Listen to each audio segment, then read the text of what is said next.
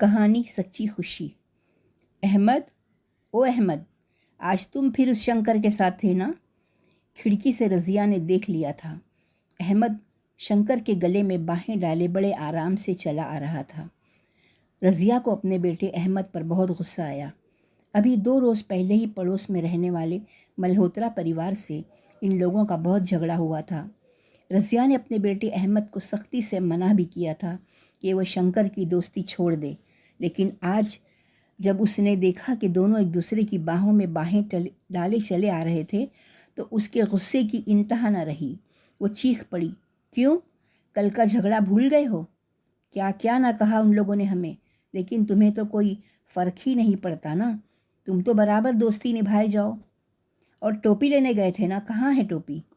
ٹوپی کے لیے پیسے دیے تھے نا، کیا کیا ان پیسوں کا؟ ارے کچھ بولو گے بھی یا میں ہی چلاتی رہوں پاگلوں کی طرح؟ بولنا۔ احمد نے ڈرتے ڈرتے بس اتنا کہا، وہ پیسے کھو گئے۔ رضیہ نے تقریباً چیختے ہوئے کہا، کیا کہا؟ کھو گئے؟ ٹھیک ہے بیٹا، اپنے ابو کو آ جانے دو، تمہاری کھال نہ اتروا دی تو کہنا، اور کان کھول کر سن لو، اب دوبارہ تمہیں پیسے نہیں دوں گی، عید پر وہی پرانی ٹوپی پہننا، سمجھے؟ احمد ایک کونے میں کھڑا سسکتا رہا۔ پڑوس کی شالنی نے یہ سب سن کر برا سا منہ بنایا۔ پیسے کھو گئے؟ کوئی پیسے ویسے کھوئی نہیں، گیم کھیل کر آ رہا ہوگا جھوٹا کہیں کا۔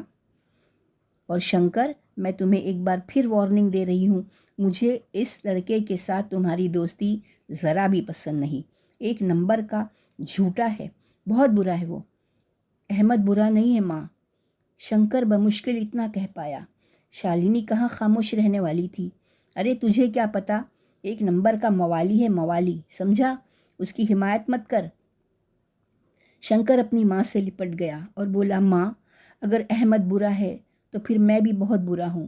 پتہ ہے ماں، تم نے مجھے دیوالی کے دیے لانے بازار بھیجا تھا نا، میں دیے لے کر گھر لوٹ ہی رہا تھا کہ اچانک ٹھوکر لگی اور میں گر پڑا۔ دیکھا تو سارے دیے ٹوٹ چکے تھے۔ میں ڈر کے مارے رونے لگا۔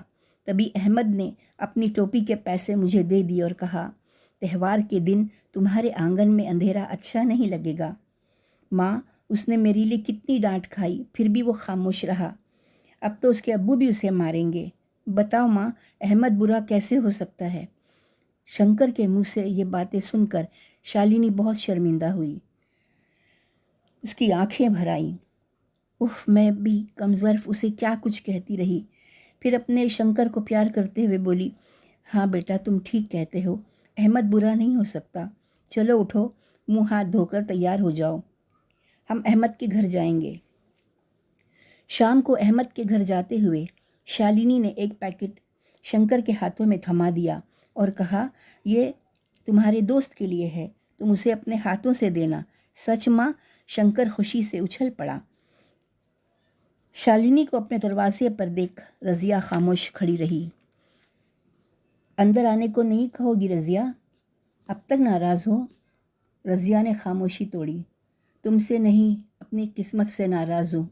ایک ہی تو بیٹا ہے میرا، کیا کیا ارمان سجائے ہیں اس کے لیے، لیکن یہ نالائق تو جھوٹ بولنے لگا ہے، چوری کرنے لگا ہے۔ کہتے ہوئے رضیہ کی آواز رند گئی۔ شالنی نے آگے بڑھ کر رضیہ کے منہ پر ہاتھ رکھ دیا۔ نہیں رضیہ، تمہارا احمد تو ہیرا ہے، ہیرا، اس کا کارنامہ سنو گی تو فخر کرو گی۔ اس نے تو قربانی کی وہ مثال قائم کی ہے کہ پتھر کا جگر بھی پانی ہو جائے۔ اس نے اپنی ٹوپی کے پیسے شنکر کو دے دیے تاکہ تہوار کے دن اس کے دوست کے آنگن میں اندھیرا نہ رہے۔ آج ہمارے آنگن میں جو روشنی دیکھ رہی ہو نا، یہ اس معصوم کے تیاگ کی روشنی ہے۔ وہ تمہاری ڈانٹ خاموشی سے سنتا رہا اور اف تک نہ کی۔ رضیہ کا منہ حیرت اور خوشی سے کھلا رہ گیا۔ کیا؟ میرے بچے، احمد یہاں آ بیٹا، میں نے تمہارے بارے میں بہت غلط سوچا، میرے بچے، مجھے معاف کر دو۔ رضیہ بے ساختہ احمد کو چومنے لگی۔ شنکر نے دونوں ہاتھوں سے تحفہ آگے بڑھا دیا۔ یہ کیا ہے؟ احمد چونکا، پھر اگلے ہی پل خوشی سے اچھل پڑا۔ ماں دیکھو، نئی ٹوپی ماں، نئی زردار ٹوپی، اب میں بھی عید کے دن نئی ٹوپی پہنوں گا۔ سب کے چہرے خوشی سے کھل اٹھے۔ شالنی نے دونوں کے سر پر ہاتھ پھیرتے ہوئے کہا، جب احمد شنکر کے آنگن میں اندھیرا نہیں دیکھ سکتا تو احمد عید کے دن پرانی ٹوپی پہنے یہ شنکر کیسے دیکھ سکتا ہے بھلا؟ شالنی اور رضیہ نے ایک دوسرے کو پرنم آنکھوں سے دیکھا۔ دونوں کی آنکھیں ڈبڈبا رہی تھیں لیکن دل خوشی سے جھوم رہے تھے۔ رضیہ اور شالنی ایک دوسرے کے گلے لگ گئیں۔ ان کے چہروں سے ایسی خوشی ٹپک رہی تھی مانو آج ہی عید ہو۔